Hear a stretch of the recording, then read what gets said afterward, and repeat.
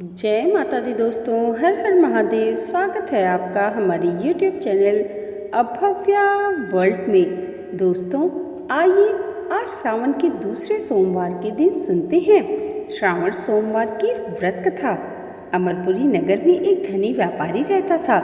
दूर दूर तक उसका व्यापार फैला हुआ था। नगर में उस व्यापारी का सभी लोग बड़ा ही सम्मान किया करते थे। इतना सब कुछ होने पर भी वह व्यापारी बहुत ही दुखी रहता था, क्योंकि उस व्यापारी की कोई संतान नहीं थी। दिन रात उसे एक ही चिंता सताती थी, उसकी मृत्यु के बाद उसके इतने बड़े व्यापार और धन संपत्ति को कौन संभालेगा। पुत्र पाने की इच्छा से वह व्यापारी प्रत्येक सोमवार भगवान शिव की व्रत एवं पूजा किया करता था। शाम को व्यापारी शिव मंदिर में जाकर भगवान शिव के सामने घी का दीपक जलाया करता था। उस व्यापारी की भक्ति देखकर एक दिन माता पार्वती ने भगवान शिव से कहा, हे प्राणनाथ, यह व्यापारी आपका सच्चा भक्त है। कितने दिनों से यह सोमवार का व्रत और पूजा नियमित कर रहा है।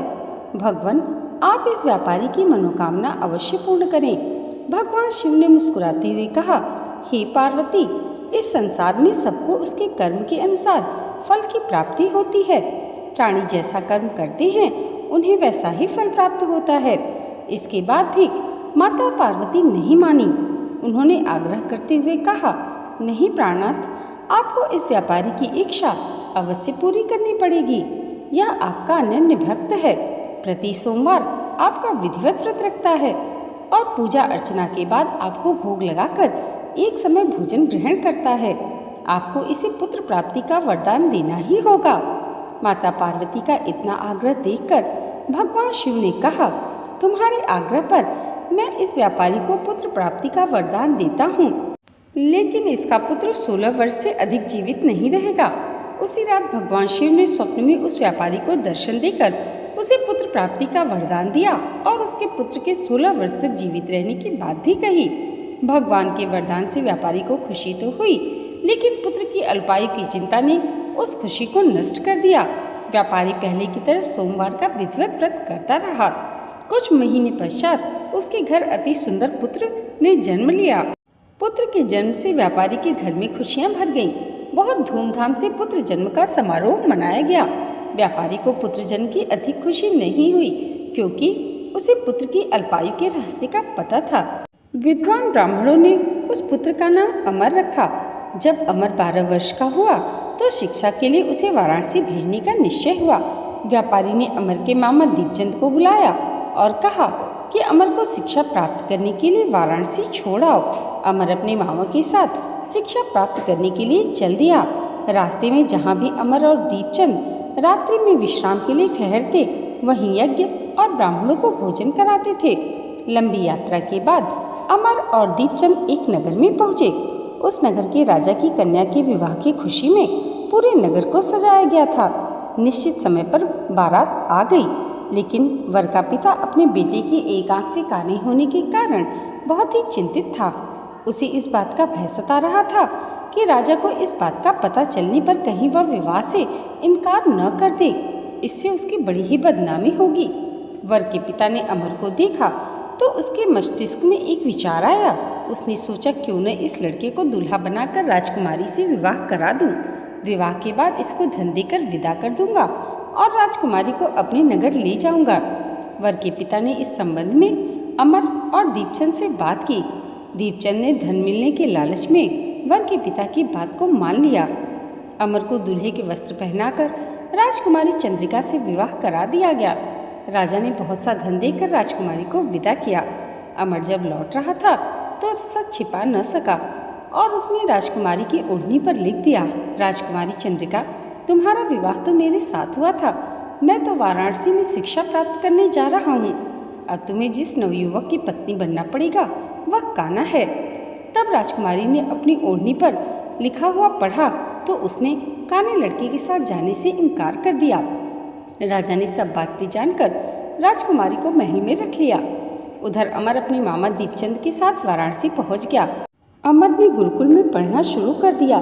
जब अमर की आयु 16 वर्ष की हुई तो उसने एक यज्ञ किया। यज्ञ की समाप्ति पर ब्राह्मणों को भोजन कराया और खूब अन्न वस्त्र दान किए। रात को अमर अपने शयन कक्ष में सो गया।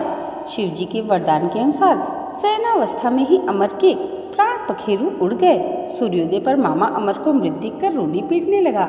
आसपास के लोग भी एकत्र होकर दुख प्रकट करने लगे। मामा के रोने विलाप करने के स्वर समीप से गुजरते हुए भगवान शिव और माता पार्वती ने भी सुने।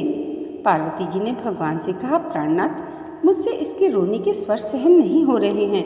आप इस व्यक्ति के कष्ट को अवश्य दूर करें। भगवान शिव ने पार्वती जी के साथ अदृश्य रूप में समीप जाकर अमर को देखा तो पार्वती जी से बोले, पार्वती, यह तो उसी व्यापारी का पुत्र है।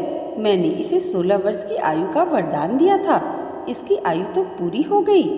पार्वती जी ने फिर भगवान शिव से निवेदन किया, हे प्राणनाथ, आप इस लड़के को जीवित करें, नहीं तो इसके माता पिता पुत्र की मृत्यु के कारण रो रो कर अपने प्राण त्याग देंगे। इस लड़के का पिता तो आपका परम भक्त है। वर्षों से सोमवार का व्रत करते हुए आपको भोग लगा रहा है। पार्वती माता के आग्रह पर भगवान शिव ने उस लड़के को जीवित होने का वरदान दिया और कुछ ही पल में वह जीवित होकर उठ बैठा। शिक्षा समाप्त करके अमर मामा के साथ अपने नगर को चल दिया। दोनों चलते हुए उसी नगर में पहुँचे जहाँ अमर का विवाह हुआ था। उस नगर में भी अमर ने यज्ञ का आयोजन किया। समीप से गुजरते हुए नगर के राजा ने यज्ञ का आयोजन देखा। राजा ने अमर को तुरंत ही पहचान लिया। यज्ञ समाप्त होने पर राजा अमर और उसके मामा को महल में ले गए और कुछ दिन उन्हें महल में रखकर बहुत सा धन वस्त्र देकर राजकुमारी के साथ विदा कर दिया। रास्ते में सुरक्षा के लिए राजा ने बहुत से सैनिकों को भी भेजा। दीपचंद ने नगर में पहुंचते ही एक दूत को घर भेजकर अपने आगमन की सूचना भेजी। अपने बेटे अमर के जीवित वापस लौटने की सूचना से व्यापारी अत्यंत प्रसन्न हुआ। व्यापारी ने अपनी पत्नी के साथ स्वयं को एक कमरे में बंद कर रखा था। भूखे प्यासे रहकर व्यापारी और उसकी पत्नी बेटे की प्रतीक्षा कर रहे थे। उन्होंने प्रतिज्ञा कर रखी थी कि यदि उन्हें अपने बेटे की मृत्यु का समाचार मिला तो दोनों अपने प्राण त्याग देंगे। व्यापारी अपनी पत्नी और मित्रों के साथ नगर के द्वार पर पहुंचा।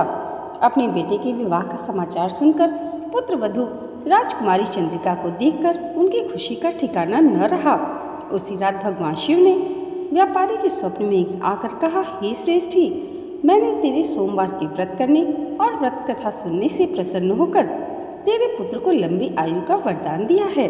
व्यापारी अत्यंत प्रसन्न हुआ। सोमवार का व्रत करने से व्यापारी के घर में खुशियां लौट आईं। शास्त्रों में लिखा है कि जो स्त्री पुरुष सोमवार का विधिवत व्रत करते हुए व्रत कथा पढ़ते या सुनते हैं उनकी सभी इच्छाएं पूर्ण होती हैं। हर हर महादेव।